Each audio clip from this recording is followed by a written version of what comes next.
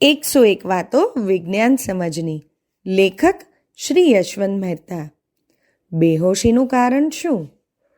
માનવીને જીવવા માટે અન્ન, જળ અને વાયુની જરૂર પડે છે. આ ત્રણમાં પણ વાયુની સૌથી વધારે અને સદાય જરૂર પડે છે. આ વાયુમાં પણ ઓક્સિજન વાયુ જીવનને ટકાવનાર વાયુ છે. એથી તો આપણે એને પ્રાણવાયુ કહીએ છીએ.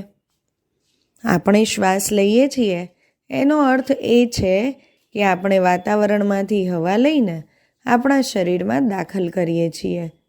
એમાંનો ઓક્સિજન ફેફસામાં આવેલા લોહીમાં ભળે છે. આ લોહી રક્તવાહિનીઓ મારફત આપણા પૂરા શરીરમાં ફરી વળે છે.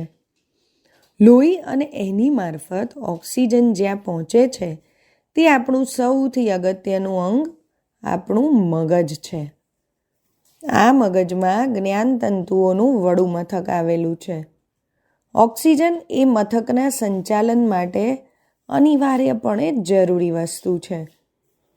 જ્ઞાન તંતુઓનું આ મથક જ શરીરની બધી હિલચાલ, બધી જ્ઞાનેન્દ્રિયોનું સંચાલન અને નિયંત્રણ કરે છે.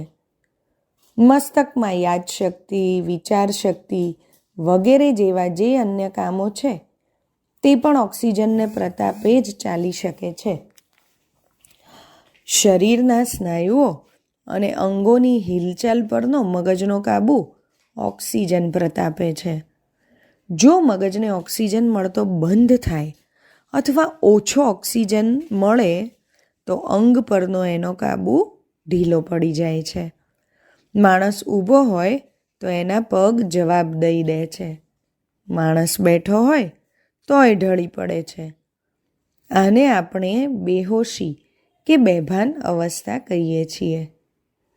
પણ મગજને ઓક્સિજન મળવાનું બંધ કે મંદ ક્યારે થાય? સાધારણ રીતે તો ગરદન પર કશું તંગ વસ્ત્ર કે ઘરેણું પહેર્યું હોય અને એથી મસ્તક તરફ લોહીનો પ્રવાહ ઘટે ત્યારે જ મગજ મુશ્કેલીમાં આવે છે. પોલીસવાળા, સિપાઈઓ વગેરેના ગણવેશ ઘણીવાર ગરદનેથી ચુસ્ત હોય છે. એથી મસ્તક તરફનો લોહીનો પ્રવાહ રૂંધાય છે. ક્યારેક બંધિયાર જગામાંથી હવામાં પૂરતો ઓક્સિજન નથી હોતો. ક્યારેક રક્તવાહિનીમાં કશુંક નડતર થવાથી મસ્તક ભણી જતા લોહીમાં રૂકાવટ આવે છે. આ અને આવા કારણોસર મગજને ઓક્સિજન ન મળે અથવા ઓછો મળે ત્યારે માણસ બેભાન થાય છે. તમારી આજુબાજુ કોઈ બેભાન બની જાય તો તમે શું કરશો? સૌ પ્રથમ તો એ વ્યક્તિને ખુલ્લી તાજી હવામાં લઈ જાઓ. ઊંચકી ન શકો તો ઘસડીને લઈ જાઓ. માણસ આગમાં સપડાય ત્યારે આગ વચ્ચે ઓક્સિજન મળતો નથી અને અંગારવાયુ વધી જાય છે. એ સંજોગોમાં બેભાન બનનારને તો ઘસડીને જ બહાર લઈ આવો. બીજું પગલું એના ચુસ્ત એટલે કે ટાઈટ કપડાં ઢીલું કરવાનું છે. ખાસ કરીને છાતી અને ગરદન ખુલ્લા થઈ જવા જોઈએ. ત્રીજું, એ વ્યક્તિને ક્યાંક બેસાડી હોય તો એનું મસ્તક એના 2 ઘૂંટણો વચ્ચે નમતું રાખો.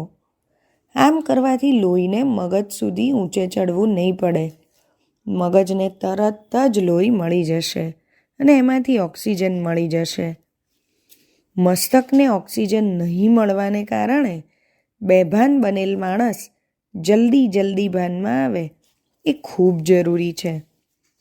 મગજને લાંબો સમય ઓક્સિજન વગર રહેવું પડે તો એની ઘણી રચનાઓ ખોટકાઈ જાય છે અને પછી ઓક્સિજન ફરી મળવા લાગે તોય એ ખોટકો દૂર થતો નથી.